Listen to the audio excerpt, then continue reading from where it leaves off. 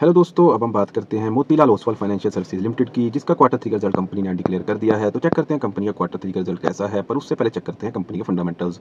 अगर बात करें दोस्तों कंपनी के मार्केट कैप की, तो कंपनी का मार्केट कैप है 25,440 करोड़ का, जो कि एक मिड कैप कंपनी है। उसके बाद बात करें दोस्तों कंपनी की पीई रेशियो की, प्राइस टू अर्निंग रेशियो की, वो है दोस्तों 13.5। तो देखने में कंपनी की वैल्यूएशन काफ़ी ज़्यादा अच्छी लगती है, पर फिर भी चेक करेंगे इसके पीयर्स के साथ कंपेरिजन में कि कंपनी की वैल्यूएशन कहाँ स्टैंड करती है। उसके बाद बात करें दोस्तों आरओसीई की, रिटर्न ऑन कैपिटल एम्प्लॉयड, वो है दोस्तों 12.9%, जो कि एक एवरेज आरओसीई है। उसके बाद बात करें दोस्तों आरओआईसी की, रिटर्न ऑन इन्वेस्टेड कैपिटल, वो है दोस्तों 29.3%, जो कि एक अच्छी खासी आरओआईसी है। उसके बाद बात करें दोस्तों प्रमोटर होल्डिंग की, तो प्रमोटर होल्डिंग है दोस्तों 69.4%, जो कि एक अच्छी प्रमोटर होल्डिंग है। उसके बाद बात करें दोस्तों डेट टू इक्विटी की, तो डेट टू इक्विटी रेशियो है दोस्तों 1.61, जो कि देखने में थोड़ा सा डेट ज़्यादा दिखाई देता है, पर फिर भी मैं आपको बता दूं कि कोई भी बैंकिंग या फाइनेंस कंपनी होती है, उसका मेनली काम ही डेट को लेकर, आगे डेट देखकर उसके ऊपर इंटरेस्ट कमाना होता है। तो जिस वजह से कंपनी के ऊपर डेट हमेशा बना रहता है और उस वजह से debt to equity ratio company की ज़्यादा बनती है। इस वजह से मैं आपको बताऊं तो बैंकिंग या फाइनेंस कंपनीज में डेट टू इक्विटी रेशियो अगर ज़्यादा हो तो कोई इशू वाली बात नहीं होती।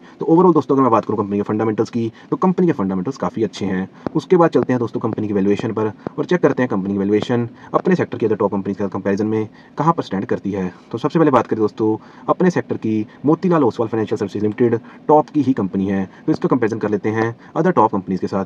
अगर बात करूं दोस्तों आईसीआईसीआई सिक्योरिटीज़ की, तो उसका पीई रेशियो है दोस्तों 17.45। अगर बात करें दोस्तों एंजल वन की, उसका पीई रेशियो है दोस्तों 23.54। अगर बात करें दोस्तों नवामा वेल्थ का, उसकी पीई रेशियो है दोस्तों 39.17। वहीं Motilal Oswal financial services limited की पीई रेशियो है दोस्तों 13.51। तो अगर बात करें अपने सेक्टर की टॉप कंपनी के कंपैरिजन में, तो सबसे अच्छी valuation Motilal Oswal financial services limited की ही है। उसके बाद बात करें दोस्तों बुक वैल्यू की, तो पिछले साल के मुकाबले इस साल दोस्तों कंपनी की बुक वैल्यू भी बढ़ गई है, जो कि 380.67 से बढ़कर 502.56 हो गई है। तो ये भी कंपनी के लिए अच्छी बात है कि पिछले साल के मुकाबले इस साल कंपनी की एसेट्स वैल्यू बढ़ गई है। तो फाइनली चलते हैं दोस्तों क्वार्टर रिजल्ट पर, जिसके लिए मेनली हमने वीडियो बनाया है, और देखते हैं आज कंपनी ने अपने क्वार्टर थ्री रिजल्ट के नंबर कैसे डिक्लेयर करे हैं। तो सबसे पहले बात करेंगे दोस्तों सेल्स की, तो पिछले क्वार्टर में कंपनी जो दोस्तों सेल्स दिखाई थी वो 1647 करोड़ की दिखाई थी, जो कि इस क्वार्टर के अंदर दोस्तों बढ़कर 1784 करोड़ की सेल्स यहाँ पर हो गई है। तो क्वार्टर ऑन क्वार्टर दोस्तों सेल्स के अंदर कंपनी ने यहाँ ग्रोथ दिखाई है। तो दोस्तों देख लेते हैं क्या सेल्स के साथ साथ कंपनी नेट प्रॉफिट में भी दोस्तों ग्रोथ दिखाई है। तो बिल्कुल दोस्तों यहाँ कंपनी ने quarter on quarter net profit में ग्रोथ दिखाई है, जो कि 532 करोड़ से बढ़कर 661 करोड़ का हो गया है।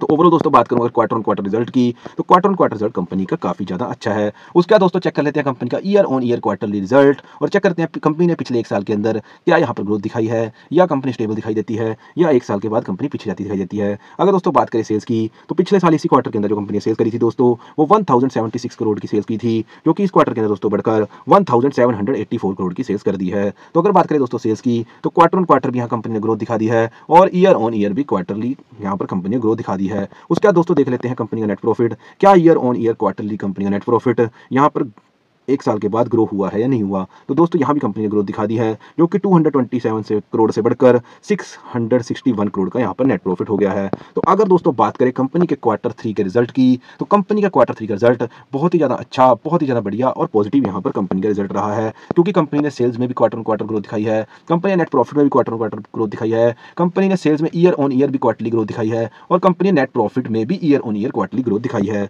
तो ये कंपनी के लिए एक अच्छी बात है।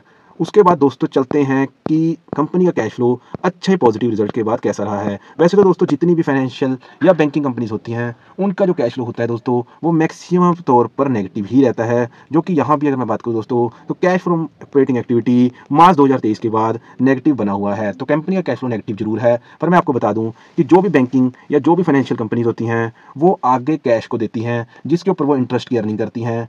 तो कंपनी के ऊपर जो कैश फ्लो होता है वो आउटफ्लो ही बना रहता है, जिस वजह से कंपनी की बुक्स में कैश फ्लो नेगेटिव दिखाई देता है। तो जो कि एक फाइनेंशियल या मैं कहूँ बैंकिंग कंपनीज के लिए कोई नेगेटिव पॉइंट नहीं है। उसके बाद दोस्तों चलते हैं कंपनी के प्रमोटर होल्डिंग पर और देखते हैं कंपनी के प्रमोटर्स की होल्डिंग कैसी रही है। तो दोस्तों यहाँ कंपनी की प्रमोटर जो होल्डिंग थी वो पिछले क्वार्टर में 69.53% थी, जो कि यहाँ पर इस क्वार्टर के अंदर गिरकर 69.39% हो गई है। तो लगभग 0.20% प्रमोटर्स ने अपनी प्रमोटर होल्डिंग में से इन्वेस्टमेंट कम कर ली है, जो कि इन्वेस्टर्स के लिए एक अच्छी बात नहीं है। और सबसे ज़्यादा चिंता की बात यह है कि यहाँ जो क्वार्टर थ्री का रिजल्ट कंपनी ने दिसंबर क्वार्टर का दिखाया है वो बहुत ही ज़्यादा बढ़िया और पॉजिटिव रिजल्ट यहाँ पर कंपनी ने दिखाया है, पर फिर भी अपनी प्रमोटर होल्डिंग कम करने का कारण समझ नहीं आता। उसके बाद दोस्तों अगर बात करें ओवरऑल कंपनी के फंडामेंटल्स की, तो कंपनी के फंडामेंटल्स काफ़ी अच्छे हैं। अगर बात करें दोस्तों कंपनी की वैल्यूएशन की, तो कंपनी की वैल्यूएशन सबसे अच्छी चल रही है। उसके बाद बात करें कंपनी की बुक वैल्यू की, तो पिछले साल के मुकाबले इस साल कंपनी की बुक वैल्यू भी काफ़ी बड़ी है। उसके बाद बात करें दोस्तों कंपनी के क्वार्टर 3 रिजल्ट की, तो क्वार्टर ऑन क्वार्टर भी कंपनी ने यहाँ सेल्स में ग्रोथ दिखाई है,